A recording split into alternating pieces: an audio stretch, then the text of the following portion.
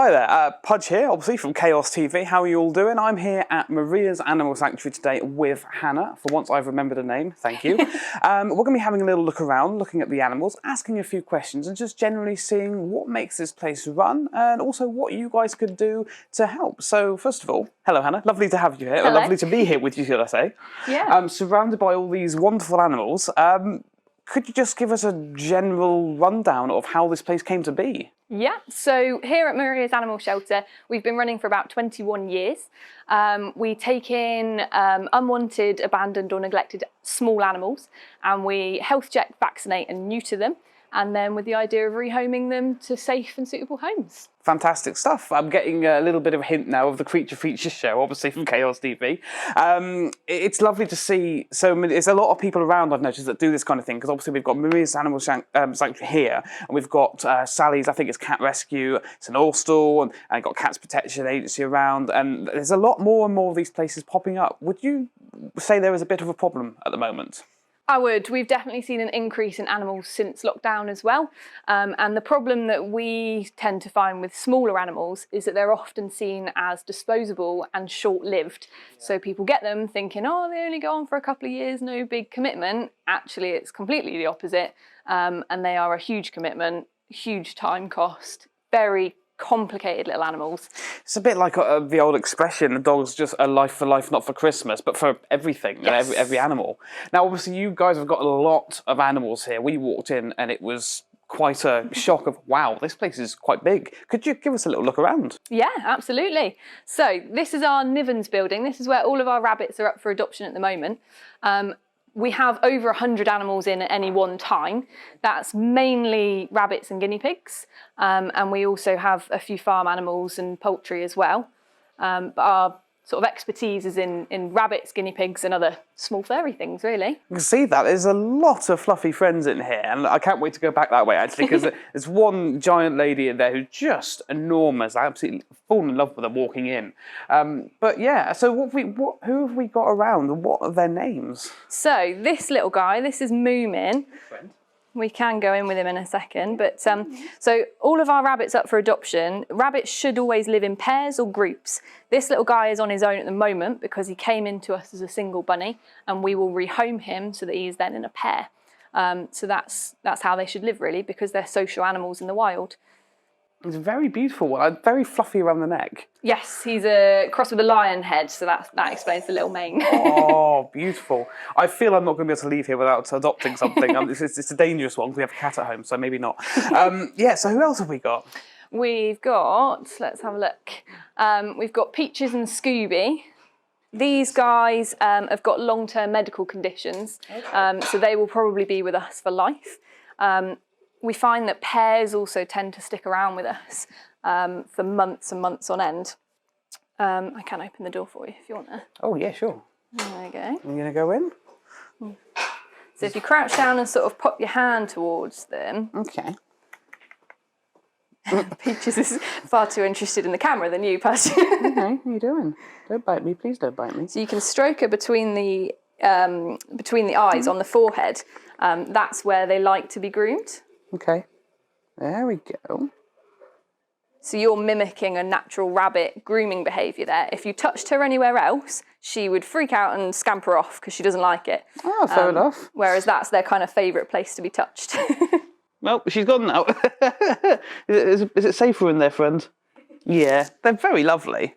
So what's the conditions that they've got? Peaches has got nerve problems. And they've got teeth problems as well. Teeth problems with rabbits are really, really common. Bless. There you go. Working already. Lovely.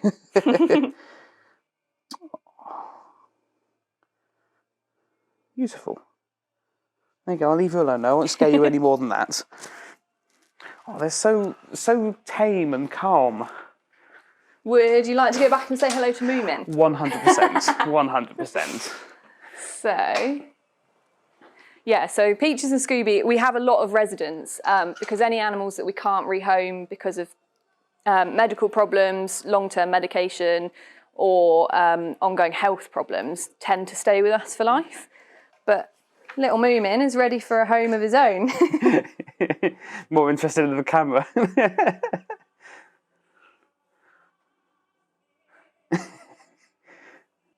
So rabbits are really, really inquisitive animals, but they feel safest on the floor. So you'll find because you've gone in and sat on the floor, he's quite calm and relaxed, he's hopping about, interested in his surroundings. Whereas if you came in and tried to pick him up, you'd have a very, very different reaction. He would start cowering in the corner, trying to run away from you, get quite scared, and generally he'll either freeze and stay really still when you're holding him, or he'd scrabble, try and scratch, try and bite, try and jump out of your arms. And it's basically because rabbits are prey animals. In the wild, they'd never be picked up unless something was going to eat them. Of course, yeah. So they literally think they're going to die when you pick them up. That's horrible thoughts. Quite dramatic, but that's how they think about it. You think about the amount of people who want rabbits, the one thing they want to do is pick them up and, hold them and give them love, when all they're actually doing is making them think that. He's trying to make an escape. Yes, he is. He's doing the low down, if I just go low enough, I can make it out. Hey buddy, can I give you a little... Yeah, your owners often find that people get a lot more from their rabbits if they interact with them on the floor like this. Okay. It is lovely. He's moving around a lot here. He doesn't seem too worried. Oh. And you can see he's got lots and lots of space. Yeah. Rabbits need to run, jump, hop about, play. The more space you can give them, the better. I think this one wants even more space. I've seen a lot of people who have some really small hutches and they don't have much space to do anything. And I've always sort of wondered, is that right? And clearly it's not. They need more space. No, absolutely. There's a lot of campaigning going on with the sort of catchphrase, a hutch is not enough. And it really isn't. These guys, you can see how he's using this space already. They're so active, they're so inquisitive. And if they're stuck in a hutch, it can cause all sorts of behavioural and health problems. It can cause aggression, and you end up with a sad, unhealthy rabbit generally. I think having more space as well, it's best for both parties because you get more out of your pets, get to see more from your pet in this kind of space. If you have them cooped up in the hutch, it can't do anything. It's just going to sit there and do very little. Absolutely. And obviously you want to have some kind of interaction, being able to get down like this, like you said, and just enjoy the fact that you've got such a lovely rabbit there. You can see he's trusting you because he's coming up close to you, and Yeah. if he was frightened of you, because you always picked him up and scared him, they wouldn't behave like that. Is there any situation in which rabbits actually can be picked up to pet? Yeah, obviously they do need picking up if you're going to take them to the vets, when you're going to health check them, if you had to move them, or if they were ill in an emergency, you do have to pick them up and support their weight. Generally, rabbits, and this goes for all small animals, guinea pigs and hamsters and things like that included, that they feel safest when they're on the floor. So general interaction, if you want a positive experience, then, and it doesn't, they don't have to be picked up, then why do it? Yeah, this one wants to take over Alex's job right now, apparently, and pick up the camera. Sorry, it's not quite for you, but you're a lovely, fluffy one. You clearly feels completely safe. Lovely rabbit. If they're stuck in a small area, because sometimes people will say, oh, but it doesn't do anything because it's stuck in a hutch. It's not doing anything, so it doesn't need the space. Our argument is, but it can't do anything because it's not got the space. I mean, we can all very easily sit at home and sit in bed for 8 hours. Doesn't mean we don't want to get up and, I could, I'm not lying. But it's lovely to see the space they've got. Yeah, they would run miles and miles in the wild. So the more space you can give them, the happier that they are. I'm loving looking over at this one. He's lazing right out over here. Back legs right. Yeah, I'm a spirit animal So there, we do a definitely. lot of, these guys are bonding. Come on, man, don't walk too far backwards. And look down at your feet. Other side. This is Rupert. Other side. He's our little resident. You're not supposed to be all the way down here. That was some beautiful timing right there. Oh, dude. Hello. So he's quite poorly at the moment. He's one of our long-term residents because he's got a lot of health problems going on, and he's also blind. Oh, bless. So, Rubes, where should we put you? Oh, hello. Hello, you all right?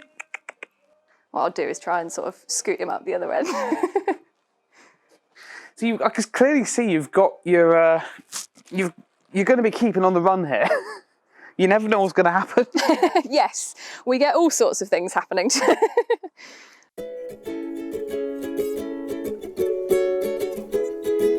Probably a good question would be, what made you sort of get into this work, or everything obviously that goes on here? So I always knew that I wanted to work with animals. So sort of ever since I started, I sort of followed that route, went to uni, did an animal behaviour course, went through a couple of different animal jobs, and I just love the world of rescue because you can see the volume of animals that we've got. You wonder what would happen to them all if we weren't here. But I actually got this role because I volunteered with Maria a few years ago. So I wouldn't be where I was today if I hadn't kind of, introduced myself, made a good impression, and put myself out there, really. I'm talking of volunteering. Obviously, there are volunteers at work. What's the situation like? Have you got enough volunteers at this moment, or? So at the moment, we're currently looking for more volunteers to help us. It is a lot of hard work and a lot of physical work because a lot of the main activities are cleaning and feeding all of our animals. But it's incredibly rewarding. You know, when a rabbit comes up and sort of noses in your bin bag, or a dagu puts its paw on your hand, it makes it all worth it. And you know, it's a great way to meet people, learn new skills. We can train you in animal care.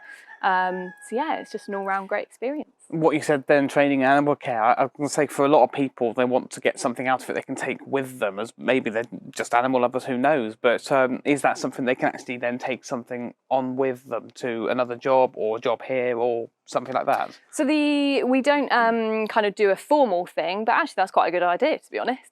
But the experience, the hands-on experience that you get, often, because the animal world is so competitive and difficult to get into, the only way you can kind of stand out is by having all the experience you can with a whole range of different species. So we can definitely help you kind of gain more experience, more confidence in handling, husbandry, feeding, and if there was anything, because we get a lot of student volunteers who are doing work experience with their college with us. So they come to us, gain some experience for a set amount of time. And if there was anything in particular they wanted to learn or grow in confidence with, then we can help them do that, really. It's fantastic stuff. I mean, everyone wins at the end of the day, including the animals. And talking of which, we're now outside, obviously, and I believe you've got some more friends to show us. We do. So we've got, as well as our indoor rabbit pens, we've got our outdoor rabbit pens that we use during the summer. We tend to find that a lot of... So we've got a huge waiting list of animals waiting to come in. Wow. And we tend to find that pairs of rabbits really struggle to get rehomed because a lot of people are looking for a single rabbit for their existing. Yeah, and considering what you said earlier, how you like they like to be in pairs or more. I think there's a lot of misinformation out there, clearly, in regards to people who are trying to get these animals adopted and people who want the animals not knowing. Absolutely. Bonding is incredibly complicated, incredibly difficult. The longer and slower you go, the better results you have. It depends on personalities. You've got to match the genders. So the best pairing is a neutered male and a neutered female.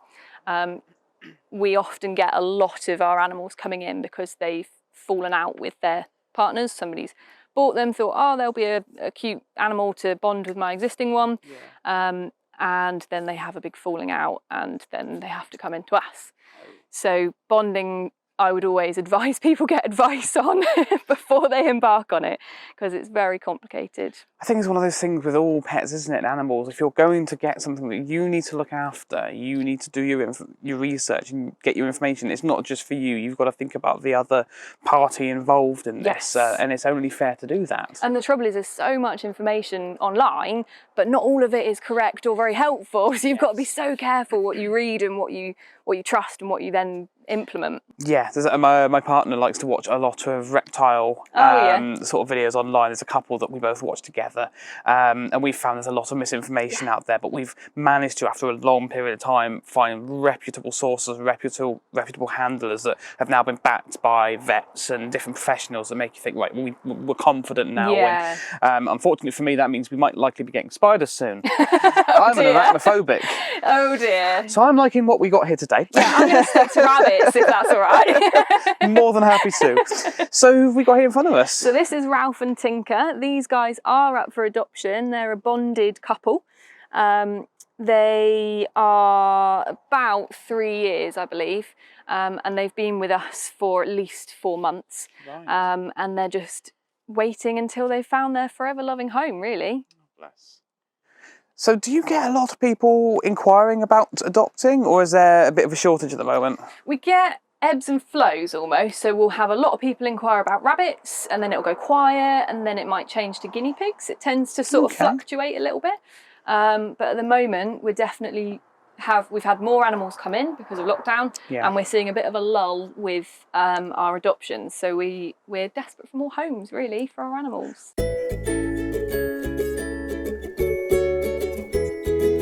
So obviously we've got a lot of lovely friendly animals we've seen, but not all animals are the same. They all have personalities much like you and I. Do you get any animals that can be a bit of a problem, take a little bit of sort of working out before they can be rehomed? Yeah, absolutely. We do get animals. A lot of our behaviour problems are related to fear. And once they're sort of settled and they're in a routine and you make them feel safe, then that normally kind of calms down. And the more time and interaction, like the positive interaction that we were talking about before, that the more you can do that, the better. But there are some animals that take a little bit longer to sort of work out what's going on with them. Right. Some can be sort of possessive or aggressive, and they are much, much more difficult to rehome. So we've got a little pair here.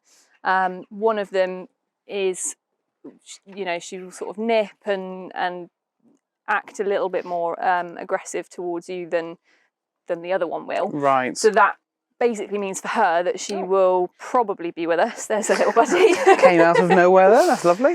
She'll probably be with us for months and months on end, if not possibly years. We find it quite difficult to rehome animals that are they're not the kind of cute, cuddly animals that people have got in mind. If they're a little bit more standoffish and a little bit more, nobody sort of, we're looking for more experienced homes that can spend the time to kind of work out what's causing the behaviours, and to give her what she needs so that she can, calm down a little bit. A lot of time and patience, I can imagine. Yes. Yeah. So if there are any experienced rabbit keepers that, we have rehomed aggressive ones in the past. So that's not impossible. It's just the right match is key. Yeah. So these guys came into us because their owner was moving house. Okay. So we have a lot of and relationship breakdowns as well that kind of caused the house move, which was why these guys came in. But everybody's got, like you said, their own personality, and you can't treat everybody all the same. Some need a bit of special. Yeah. Well, they still look absolutely lovely. I'm sure with time and patience, you can eventually at least work out what's going on. Yeah. What about the other one? Is the other one just as aggressive, or? No, so he's actually fairly relaxed. He's a real sweetheart. It's just her that she'll sort of bite when we're putting in food, but we'll sort her out with the right home and work with. We try and get as much. We're always learning, always improving, and we do sort of seek advice from behaviourists when we need to as well. So everybody gets the special care and attention that they need tailored to them, really. That's lovely. Now here with some goats. Could you tell us a little about these guys and girls? Yeah, so we've got Toffee, he's our male. We've got Erica, and we've got Misty. Misty, okay, lovely. Now, which one again is the nibbler? I think you're about to find out. Oh, I see. Hello, friends. There's a reason I've put certain wires away right now. Nathan, if you're watching, I need a new shirt soon. But can you tell me a bit more about these guys and why you have them here? Yeah, so Erica came into us. She was sort of roaming, and I think she was abandoned. She actually gave birth to 2 kids while she was here. So we had to rehome them because we cared for them for a little while, and then found them homes. And then this little lady, I believe she was in a field tethered to a rope. There's your nibbling trick. There we go. And horses were she was restrained, and apparently horses were sort of kicking her, and she couldn't get away. And Toffee, you've been here he's an older boy. He's about 15 plus, I believe. And I can't remember where he came from. Maria's had him for years and years. So they just live together with the 2 sheep. And they all look very calm and happy, I must say. I see you looking at me, hoping you won't nibble me. Yeah, you're doing pretty well, actually. Oh, you've got goat slime on my t-shirt. That's lovely. Nice. That's fantastic. Yeah. So have we got any other friends around here at the moment? Yes, so we can go and see the guinea pigs if you want to. Oh, okay. Yeah.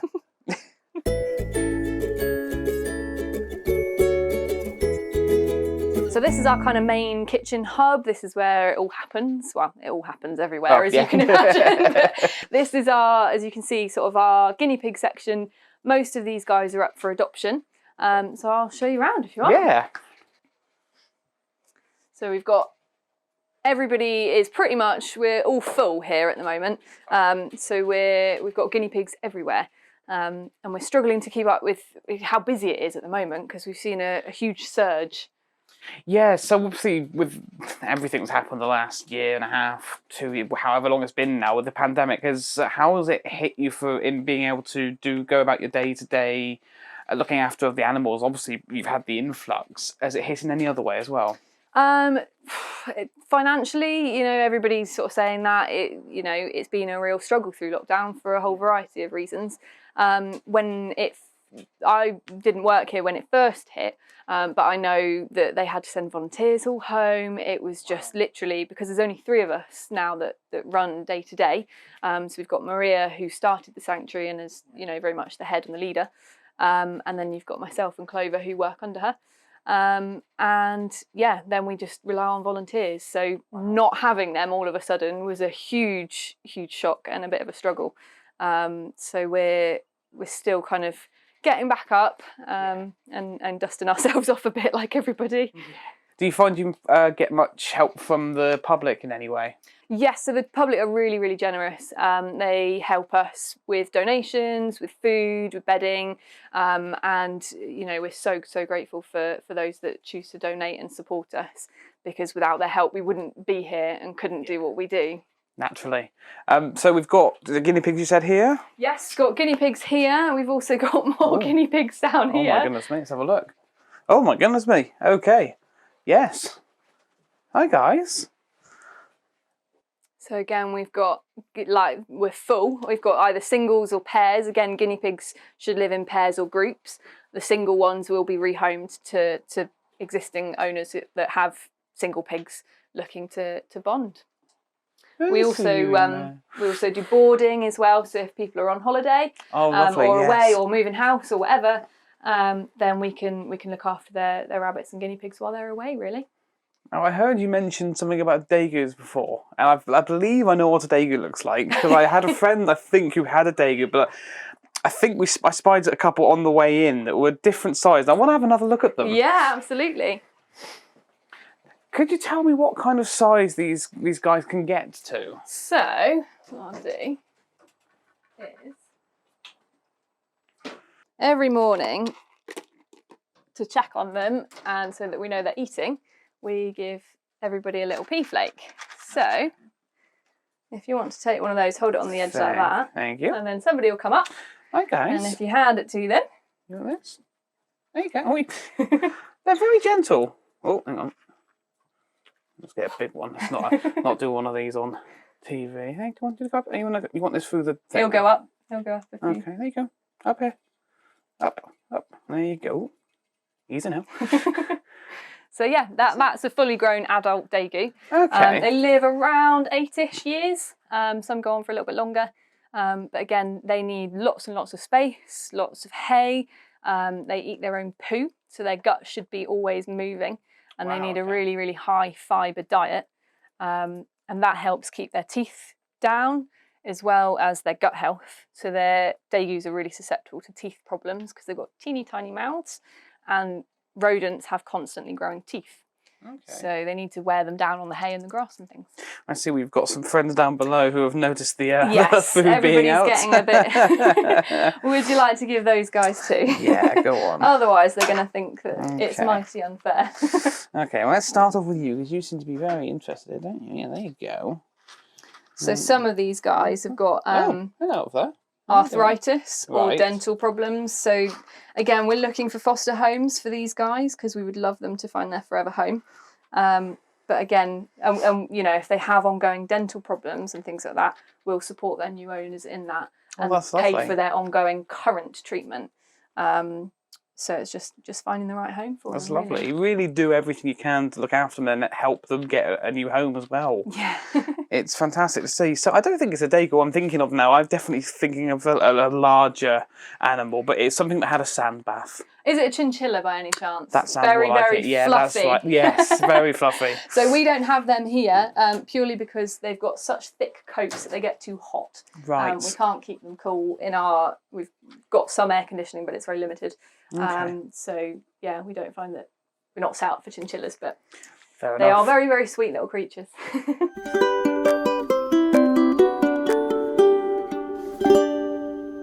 So I believe we're now in the recovery room. Yeah. Could you tell us a little bit about obviously who we've got in here? I can see a lot of animals around and why they're in here. Yeah, so this is our sort of, recovery room, hospital room. It's basically where any of our animals that have had operations like neutering, or anybody who's got health problems, anybody we need to keep a close eye on, this is where they hang out.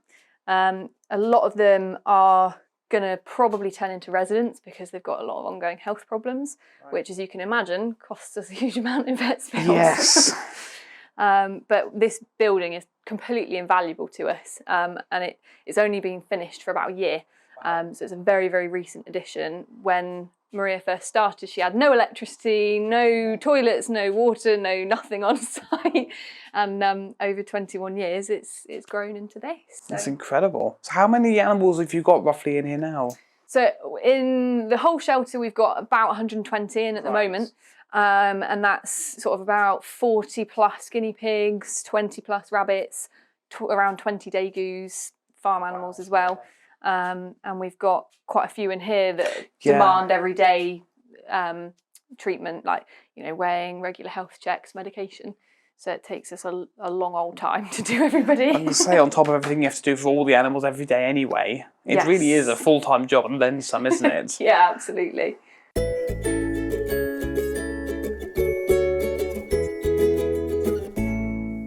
So we've obviously stayed out here while Mr. Cameraman has gone in because these are very energetic little rabbits. What can you tell us about them? So these guys are about 8 weeks old, and they came in because their owners could no longer care for them because they were an unexpected litter.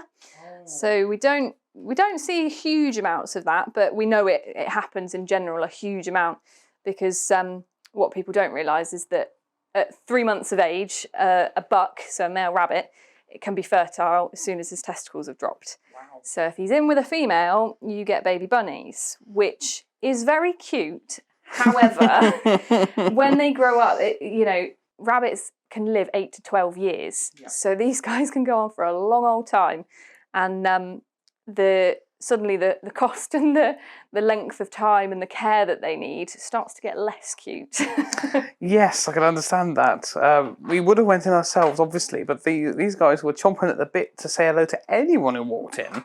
So for the sake of keeping them all safe inside, Alex is now going to chase them around with a cat, or be chased around while he's holding the camera, it seems. Yeah, I think he's far more interesting for them. Yeah. It's lovely to see that they've got that trust already. Because although they're super cute, there are 67,000 rabbits in rescues, give or take, across the UK alone. And so really we want to encourage people to rescue. There's another slogan, adopt, don't shop. Yeah. Because you can see how many animals we've got here, and the benefit of rescuing is that they are neutered and vaccinated for you. Yeah. Whereas if you buy a baby bunny from, say, a pet shop or somewhere, you source them, sometimes they are, but often they're not vaccinated or neutered, so you've got that additional cost as well. Yes. Well, they're looking absolutely lovely. Do you know if they'll be in this area much longer? So these guys are up for adoption. They are, they will be ready to go, and we're just waiting for them to find a nice little home, really. Brilliant.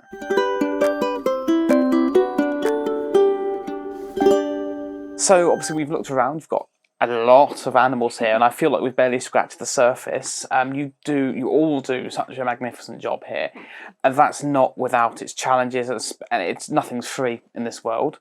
We've talked a little bit about what it takes from the community, what the community already do, the hardships, obviously, of coronavirus and the pandemic.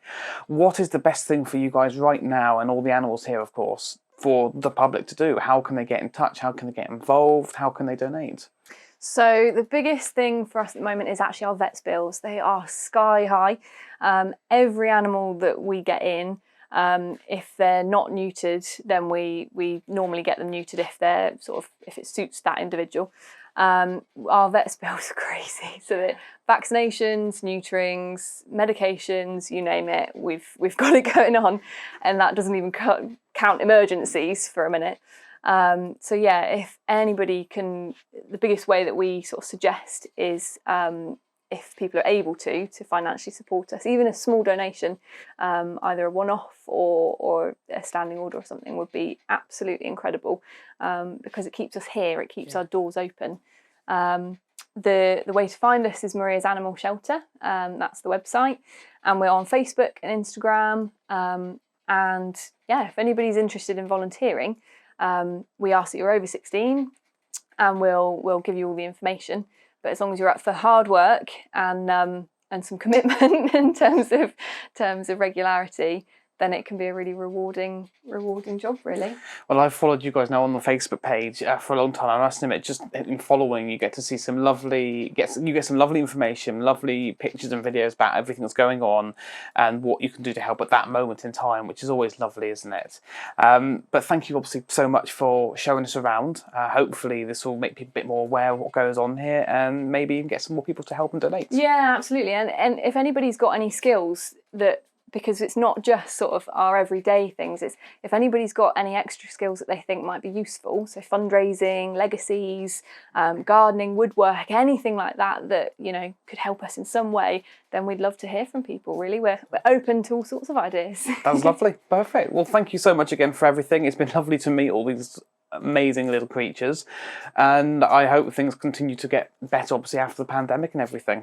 But as for now, it's back to me, you, Pudge, in the studio.